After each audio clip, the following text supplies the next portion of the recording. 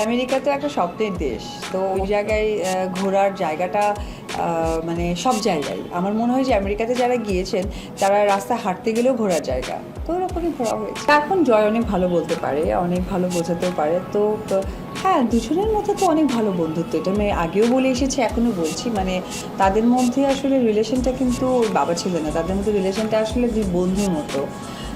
So ওইরকম দুই বন্ধু যখন পাশাপাশি কাছাকাছি থাকে তার থেকে আর সুন্দর পৃথিবী তো আর সৃষ্টি হয় না। তো সেটাই হয়েছে তাদের মাঝে। আমি আসলে একটু মজার বশেই বলেছি, কারণ প্রচুর খেলনা কিনতো সে, প্রত্যেক দিন একটা দুটা করে খেলনা কিনতো। তো ওই ব্যাপারটা আসলে মজার ছলেই বলে যে তার পকেট ফাঁকা করে দিচ্ছে, কিন্তু একটাও কাজের নয়। কারণ খেলনাগুলো সকালে কিন্তু বিকেলে ভেঙে ফেলতো। আর তার একটা বদ অভ্যাস জয়ের, সেটা হচ্ছে যে স্ক্রু ড্রাইভার নিয়ে যে কোনো কিছুই খুলে এলোমেলো করে ফেলে, সেটাকে সে জানতে চেষ্টা করে, আবার ওটাকে ঠিকঠাক করে ফেলে। তো ওইটা নিয়ে আসলে মজার ছলেই বলা। জয়ের আম্মুকে কি গিফট করেছে? জয়ের আম্মুকে কি গিফট করবে? জয়ের আম্মুকে তো মানে যদি স্পেসিফিক বলাই হয় শাকিব খানকে ঘিরে, তো অবশ্যই জয় আমার জন্য সবচেয়ে বড় একটা গিফট। আপু একটা ছবি আমরা দেখলাম যে খুব মানে সারা ফেলেছিল যে বেঞ্চেতে হচ্ছে জয় বসে হ্যাঁ, হচ্ছে। ছবিটার যেটা পেছনের খবরটা হচ্ছে কি, জয় আসলে খাবার খাচ্ছিল একটা রেস্টুরেন্টে। ও ভীষণ নাগেট খেতে পছন্দ করে। তো নাগেট খেতে খেতে তার হঠাৎ করে মনে হয়েছে যে সে অনেক বেশি টায়ার্ড হয়ে গেছে, ঘুমাবে। তো বেঞ্চে শুয়েছে।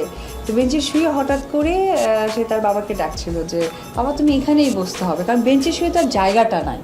বেসিক্যালি বাবাকে উপরেই বসাতো।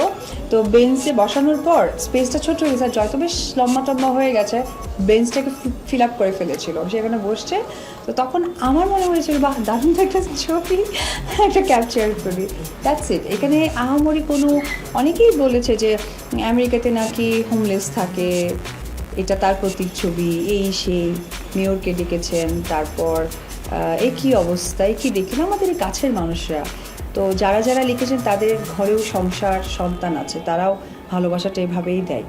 তো আমি এটুকু বলতে চাই যে আসলে বাবা তো বাবাই, বাবার অন্তরে বা সন্তানের ভালোবাসাটা থাকে, এবং সন্তানের ভেতরে কিন্তু বাবার ভালোবাসাটা থাকে। একজন সেলিব্রিটির ব্যক্তি জীবনে যে কেউ মানুষই একটু জানতে চায় তারা কিভাবে খেলো। যেমন আমি একটা সময় যখন শাহরুখ খানকে পছন্দ করতাম, তখন আমি ভাবতাম যে শাহরুখ খান কি আদৌ ঘুমায়, উনি কি রাইস নেন, বা উনি কি আমাদের মধ্যে সকালে উঠে ব্রাশ করেন।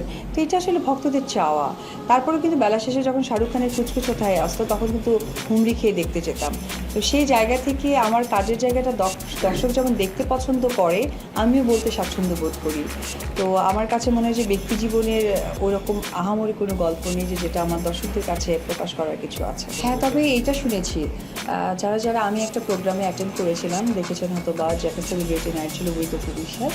তো ওই প্রোগ্রামের মাঝে অনেক দর্শকদের মধ্যে আমি ওই ধরনের উন্মাদনা দেখেছি যে তারা প্রিয়তমা দেখেছেন, এবং প্রিয়তমা নিয়ে আমার সাথে অনেক কথা বলছিলেন যে আপু খুব ভালো হয়েছে, খুবই ভালো হয়েছে, আপনাকেও দেখেছি। তো সেই মোমেন্টে কিন্তু তারা আমার ওই যে প্রোগ্রামটা ছিল, সেই প্রোগ্রামে কিন্তু তারা লাল শাড়িটাও দেখতে চেয়েছে। তো আমি বেসিক্যালি একটা লাল শাড়ি নিয়ে গিয়েছিলাম, আমি ওখানে আমার ট্রেলারটা দেখেছি। তো ওনারা চেয়েছেন বা চাচ্ছেন আমেরিকানবাসীরা যে লাল শাড়িটাও যেন আমেরিকাতে রিলিজ হয়। তো বেসিক্যালি আমাদের বাংলা চলচ্চিত্রে, বিশেষ করে বাংলা ভাষাভাষীর মানুষ যেখানে যে প্রান্তে আছে, তারা কিন্তু বাংলা সিনেমা দেখছেন বা দেখার আগ্রহ প্রকাশ করছে।